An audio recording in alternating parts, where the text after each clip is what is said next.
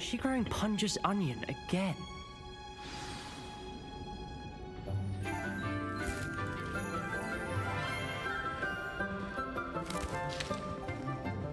Good morning, Professor Garlic. How wonderful it is to see you again, Lenora dear. Oh, here, you'll need these for today's class. A little treat for your auntie. Ah, hello. Class, please welcome the newest rose in our garden. We do look forward to growing together. How thrilling it is to have everyone back together again. This year will be filled with enchantment and excitement, but the most important thing cultivated in herbology is knowledge. The prudent herbologist is no more afraid of the venomous tentacula than the bouncing bulb. Now then, today we will be acquainting ourselves with the mellifluous tuber known as the mandrake root. Accio. Let's see if we can't make our fibrous friends a bit more comfortable, shall we? First, let's protect our ears.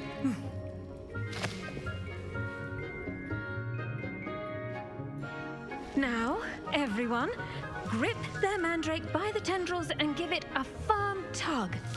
Man, I look so out of place with my travel getup.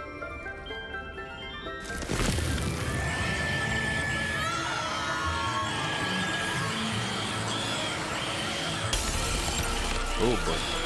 Quickly! Place your mandrake in the new pot and cut down the soil!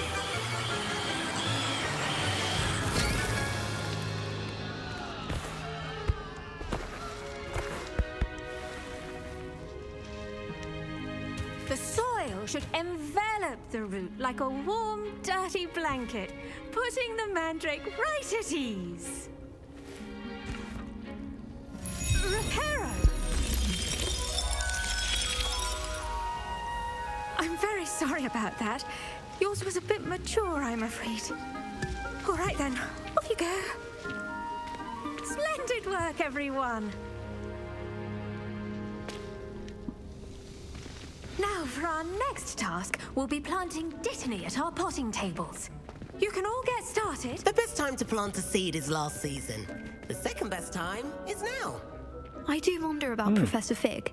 He's hardly ever in his classroom. Most strange. Did you know that you can use the mandrake to defend yourself? Why, the very idea. Yes, Professor. Firstly, well done with your mandrake. They can be rather difficult to get a grasp of. Nearly went deaf. Actually, I enjoyed it. I couldn't help but catch your enthusiasm. How kind of you. It seems you're already taking to herbology like a mandrake to fresh soil. Now, as I mentioned, next we'll be planting dittany.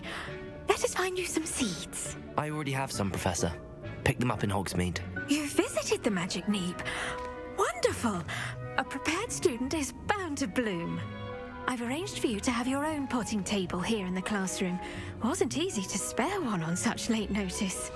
Plant the seeds there now, and you can return to harvest them later.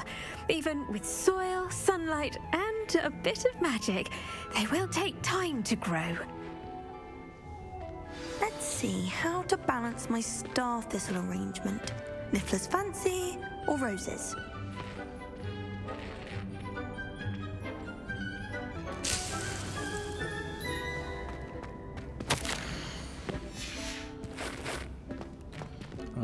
I don't actually read any of that shit. Probably should though. But Dittany's restorative properties make it a vital ingredient in the Wiggenweld potion, as you all should know from Professor Sharp's class.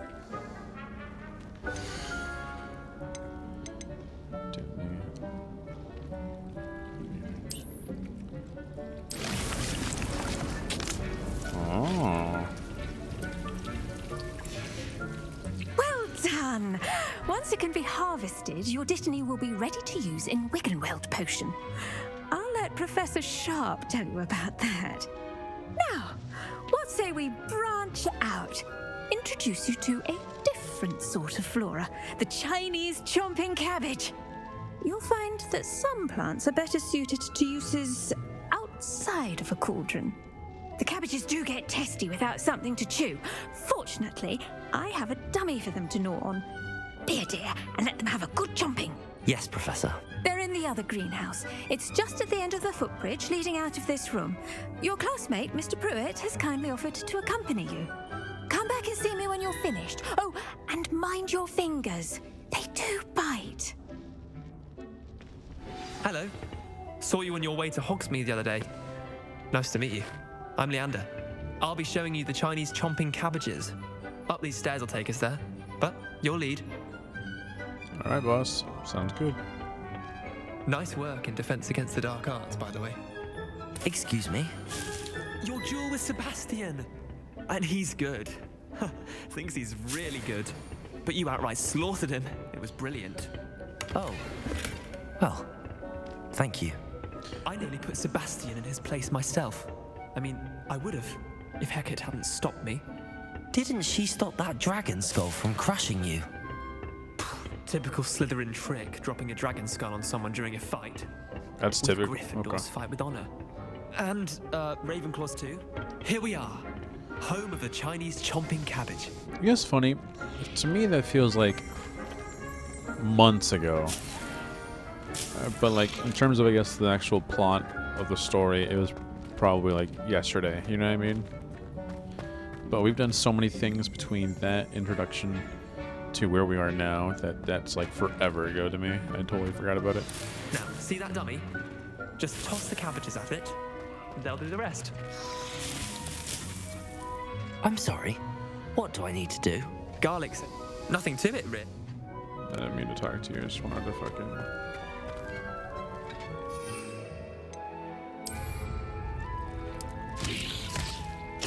Look at that. Oh. They'll chomp on anything they can get their mouths on. Mum planted some in her garden last year to keep the gnomes out. Did save her the de-gnoming, but they left her honking daffodils in tatters. Vicious little bastards, aren't they? Whoa, My kind of language. plants. Not like stupid booba tubers and bouncing bulbs. The kind of plants that just have your back in a fight. Not saying you can't go it alone, but, well, imagine that wasn't a dummy. You know, he's got a point. I suppose they could prove useful outside of the greenhouse. Nothing wrong with a bit of backup, even if it is from a cabbage. It's chaos out there. Trolls in Hogsmeade and such. You can't be above throwing a cruciferous vegetable if necessary. Dogweed and deathcap has more of them, if you're keen. Other plants too. Ones your parents wouldn't plant in the garden. You get the idea. Anyway, we probably ought to head back to class. Take your time. I'll see you back in class. Oh.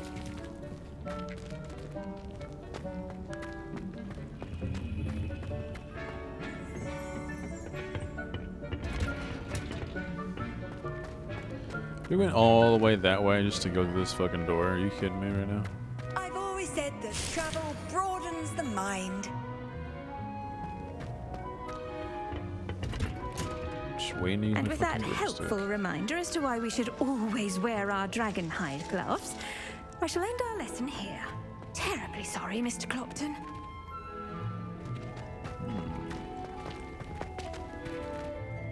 I tended to the Chinese chomping cabbages, Professor.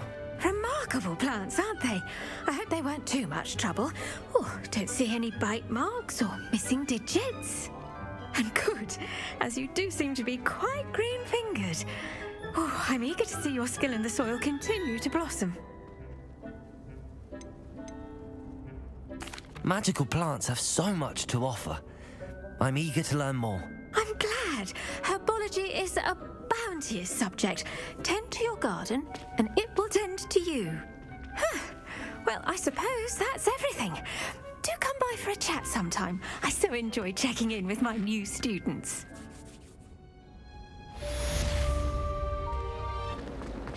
Broomsticks are going out. Quiet! Whenever I hear from Hogwarts, it's to tell me my child has broken school rules again! I'd like to learn that you're receiving good grades, but no! What did I ever do to deserve this? You are ungrateful, ungraceful, and frankly unacademic. I am ashamed.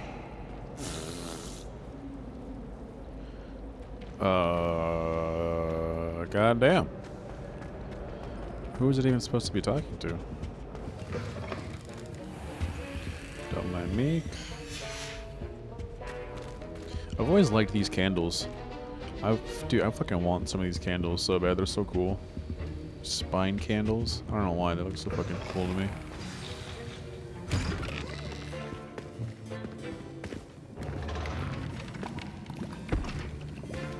Potions is one of the most challenging and hazardous subjects taught at this school. As fifth years, you will be required to reach new heights of both discipline and intellect. You will begin this term by brewing a Wiggenweld potion. Mr. Takar, can you tell us why this particular potion might come in handy? Yes, Professor Sharp. The Wiggenweld potion can be used to sterilize and even heal a variety of injuries.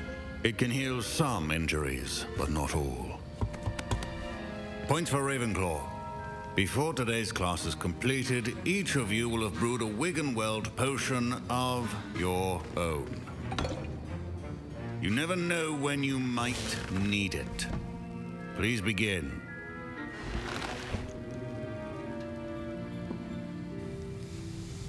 I usually just find mine, but I mean, sure. Use a strong, even motion when crushing your ingredients. Please be meticulous when adding powder to your potions. One errant sneeze could be disastrous.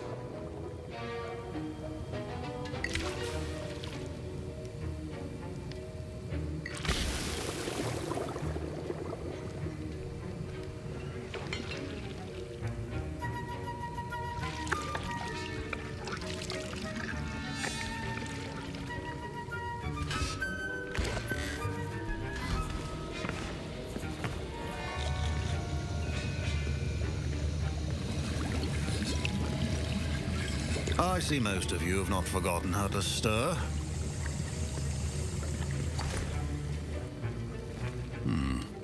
Not an easy potion to brew.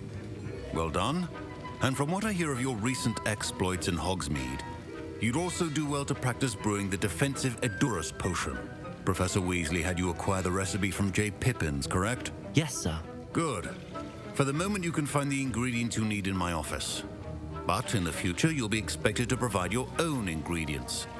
Some can be harvested from the plants you grow in your Herbology class, and rarer ones can be purchased. Others, however, may be harder to obtain, and will require you to be a bit more resourceful. Come and see me when you've finished brewing, and we'll see if it was skill or luck the first time around. My Wiggenweld potion's utter rubbish. Wish I could just replace it with one from J. Pippin's. Don't fret if you run out of ingredients. I simply grow most of what I need. Professor Sharp said that Wiggenweld potion can treat injuries. Hope I never knew. My parents considered keeping me home from school this year after the rumors of a Goblin rebellion. Fine job brewing your first Wiggenweld potion. But there are many potions yet to learn. This is going to be a busy year.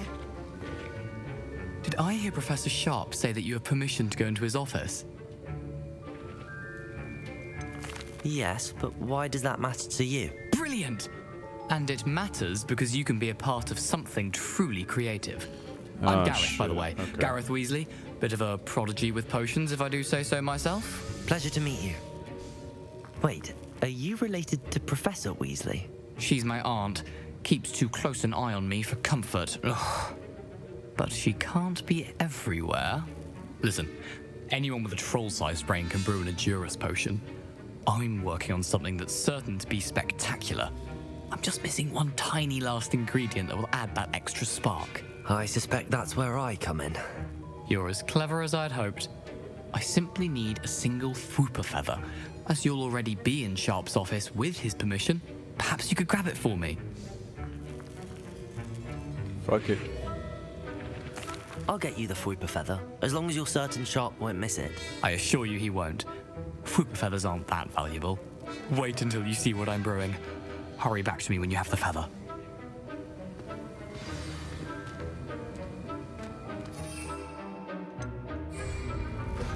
Remember, precision is key when brewing potions.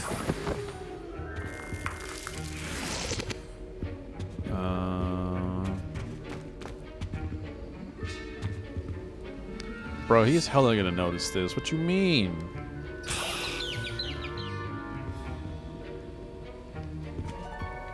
Revelio.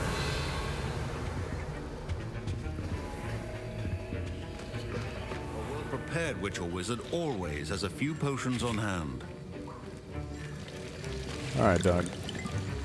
You didn't get this from me, but... Here's the Fwooper feather you wanted. Brilliant! Thank you! This is going to take a moment to brew. You should get back to brewing your Endurus potion, and I'll tell you when this concoction's finished. Hey, I'm gonna go check my plant real quick. Hopefully we're not gonna get, like, kicked out. Yeah, I figured as much. Never mind, then. Proficiency in potions are two things that cannot be rushed. Have patience and be thorough.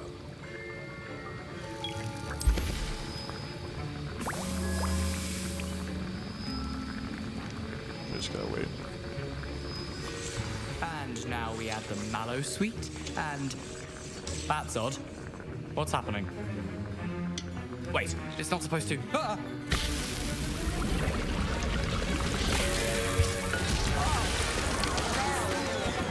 Grakky done. What happened? Well done, Garrett. What now, Mr. Weasley? Sorry, Professor. Mr. Weasley did not do this on his own. His accomplice will answer to me as well.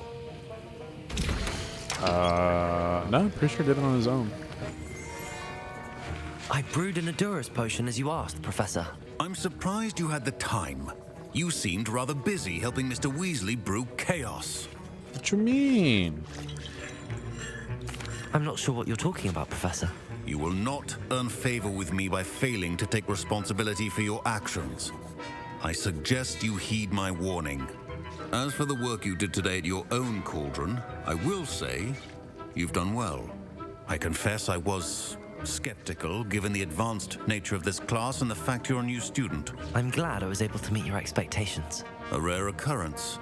And you do well to remember that you're not a potions master quite yet. In addition to having a solid grasp of how to combine various ingredients, you should gain an understanding of the ingredients themselves. Pay particular attention in herbology. The plants you nurture there are often essential to the potions you brew here. Now, I recommend that you find a safe location in which to practice brewing. You cannot leave a hot cauldron simply anywhere. That'll be all. Sir, yes, sir. I think each of us has had enough excitement for one day. Class is dismissed. That was an interesting class. Thanks to you. Wasn't precisely what I had in mind, but it was still brilliant. I appreciate your help. I hope Sharp wasn't too disagreeable when you handed in your potion.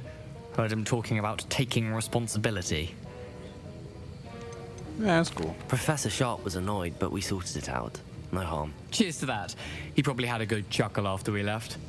Sharp may seem gruff, but I'd bet a few galleons he blew up a potion or two in his day. Best be off.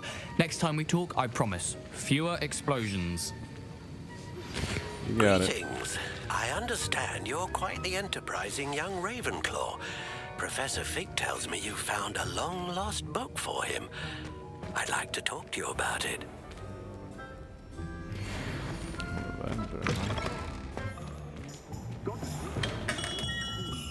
Hello, hello. Good of you to come. My friend, Professor Fig, speaks highly of you and your resourcefulness. He was vague as to details, but mentioned your having tracked down a difficult-to-find book. I wondered if you'd be willing to do a little detective work on my behalf. How it's benefit me? I'm not sure I'm up to that. Yeah, I'm down. You give me my wand. Of course, Mr. Ollivander. Sounds most up my street. Wonderful. You see, about a century ago, an heirloom applewood wand with a fairy wing core went missing from this very shop. My great-aunt suspected a student named Richard Jackdaw. He'd been serving as an assistant here and suddenly vanished. Richard Jackdaw? Like the bird. In fact, he was known to frequent the Hogwarts Owlery. We searched there, of course, but found no wand. We did find a series of statues similar to Jackdaw's. I'm certain they're a clue, but I cannot figure out where they lead. Jackdaw was last heard tittering about some pages with a map he'd stolen from Peeves. As you can imagine, the poltergeist was less than helpful. Why did he steal it? Why the wand? Why don't he? Is there anything special about the wand? Oh yes, it's terribly special. But not in the way you might think. It won't grant special powers to the caster, no. Nothing like that. But it will ease the hearts and minds of the Ollivanders to know of its return. And that power is immeasurable. Okay, I guess. Why the wand? Why would the thief have taken the wand? I must admit I have no idea. From what I can gather, he fancied himself an adventurer of sorts. Always looking for trouble. In fact, after he went missing, rumor had it his ghost was seen in Hogsmeade. Never heard much about him after that, but it seems as if his adventurous spirit may have got the better of him. Perhaps he thought that the wand had some special power simply because of its esteemed lineage.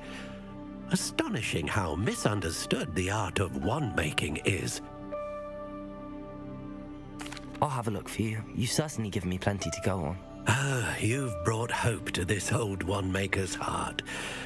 Professor Fig was right. You are a remarkable student.